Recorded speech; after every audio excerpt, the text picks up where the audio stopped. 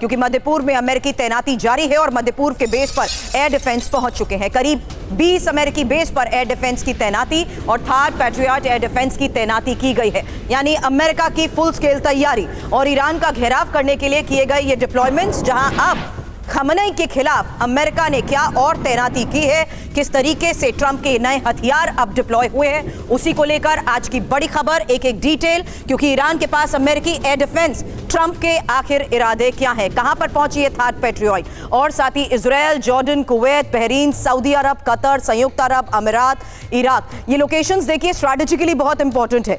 ऐसे में air defence की तैनाती क्यों की गई, एक और बड़ा सवाल है। जहां मध्य पूर्व के सभी यूएस सैन्य बेस पर एयर डिफेंस की तैनाती को लेकर खबर, थार और पैट्रियट एयर डिफेंस मध्य पूर्व पहुंचाए जा रहे हैं। साथ ही ईरान के पास घातक बैलिस्टिक मिसाइल्स भी हैं। अब युद्ध की स्थिति में ईरानी मिसाइल से नुकसान भी संभव है। साथ ही ईरान मध्य पूर्व में अमेरिकी बेस को निशाना भी बना सकता है। एक बड़ी खबर इस बीच है, जहां ईरान के चारों तरफ अमेरिकी घेरेबंदी और युद्धपोत डिस्ट्रॉयर की मिडिल ईस्ट में तैनाती। मध्य पूर्व में अमेरिकी एयरबेस पर हलचल भी तेज है। हालांकि समंदर के ऊपर लगातार निगरानी उड़ानें भी जारी है।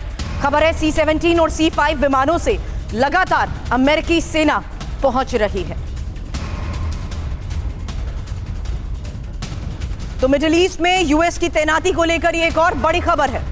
अब डिटेल इस बारे में आपके सामने, क्योंकि मिडिल ईस्ट में यूएस की तैनाती को लेकर कई बड़े दावे किए जा चुके हैं। ऐसे में सवाल यही कि क्या किसी भी वक्त महासंग्राम, अब वायुसेना देखिए KC-46A पेगासस एयर टैंकर 4 इनकी संख्या बताई जा रही है, जबकि 6 EA-18G ग्रोवलर EW विमान और 6 F-35A फाइटर जेट्स, इसके अलावा 9 C-17 ग्लोबमास्टर 3 परिवहन विमान और साथ ही एक MC-13OJ कमांडो विमान, साथ ही HC-130J कॉम्बैट किंग विमान जिनकी संख्या 2 है और एक WC-135R विमान, साथ ही E-11A बैटलफील्ड एयरबोट विमान भी बताए जा रहे हैं जो शामिल हैं, साथ ही परिवहन विमान C-5। अब नौसेना की बात करें तो अरब सागर में USS Abraham Lincoln, Arleigh Burke class destroyer 3, फारस की खाड़ी की बात करें तो अर्लेबर्ग क्लास डिस्ट्रॉयर 2 और भूमध्य सागर अर्लेबर्ग क्लास डिस्ट्रॉयर 2, जबकि परमाणु संचालित पनडुब्बी के साथ साथ यूएसएस जॉर्जिया।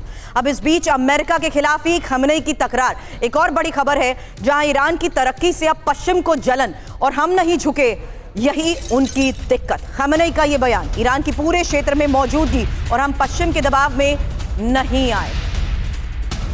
तो खमनई ने एक बार फिर साफ कह दिया है कि वो झुकने वाले नहीं है। ऐसे में ट्रंप वर्सेस खमनई, ईरान में संग्राम, क्योंकि खमनई के भाषण में क्या बड़ी बात है, खबर क्या है, अमेरिका को मुंह तोड़ जवाब देने का संकल्प लिया गया है। खबर है पश्चिमी देशों को दखल ना देने का संदेश मिल चुका है और इजरायल की सत्ता को यह सीधी चुनौती है। साथ ही ईरान की ताकत का परिचय भी दिया है। हालांकि ईरान में सत्ता परिवर्तन, 5 संभावित विकल्प।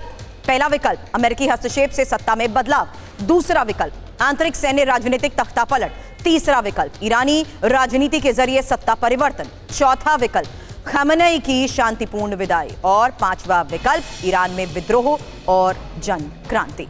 अब इस बीच इजरायल को ईरानी मिसाइल से भी डर है। खबर है ईरान के पूर्वी हिस्से की तरफ मिसाइल की मूवमेंट को लेकर, जहां ईरानी गुपचुप तरीके से मिसाइल शिफ्ट कर रहा है और पूर्वी हिस्से में तैनाती से इजरायल को खतरा है। चैनल 14 के हवाले से इसको लेकर क्या बड़ा दावा किया जा रहा है, क्योंकि अब तैयारी ईरान की भी पूरी है और ईरान पर पहला हमला इजरायल का।